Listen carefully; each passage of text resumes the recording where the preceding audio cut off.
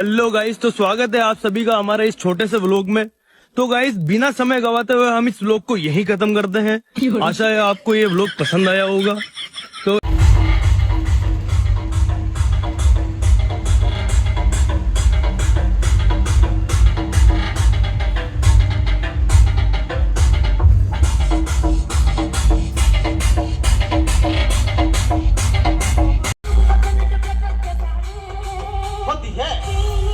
What the heck? 1, 2, 3, let's go.